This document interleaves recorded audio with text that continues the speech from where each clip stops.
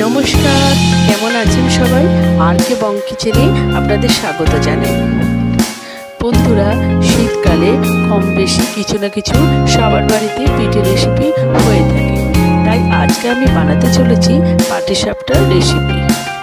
তাই পাটিসাপটা পিঠে বানানোর জন্য আমি নারকেলের পুর তৈরি করে নেব। প্রথমে আমি একটা নারকেল কুড়ে নিয়েছি। এরপর গ্যাসে একটা কড়াই বসিয়ে দিয়েছি। কড়াইটা গরম হয়ে গেলে নারকেলটা দিয়ে দিলাম।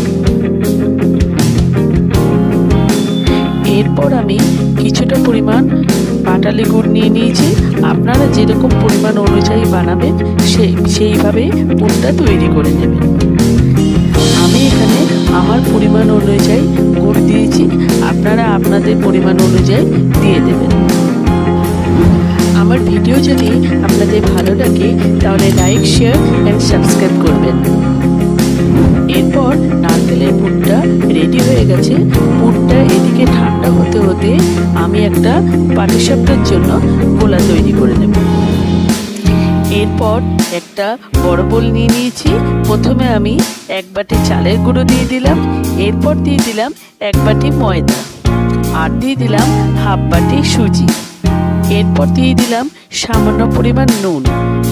এরপর সমস্ত উপকরণ ভালোভাবে মিশিয়ে নেব। এরপর দিয়ে দেবো কিছুটা পরিমাণ লিকুইড দুধ। এরপর দিয়ে দেবো কিছুটা পরিমাণ, একেবারে দুধ ঢেলে দেবেন না। এরপর কিছুটা পরিমাণ পাটালি গুঁড়ো দিয়ে নিয়েছি। আপনারা এখানে ছোলা গুঁড়ো ব্যবহার করতে পারেন। এরপর গুড়টাকে ব্যাটারের সাথে ভালোভাবে মিশিয়ে নেব। এরপর গোলাটা পিঠের জন্য একদম রেডি হয়ে গেছে। এরপর গোলাটা তৈরি করে নেব।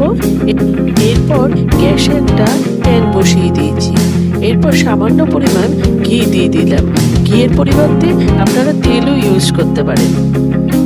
এরপর আমি দু হাতা করে গোলাটা প্যানের মধ্যে দিয়ে দেবো, দিয়ে স্প্রেড করে নিতে হবে।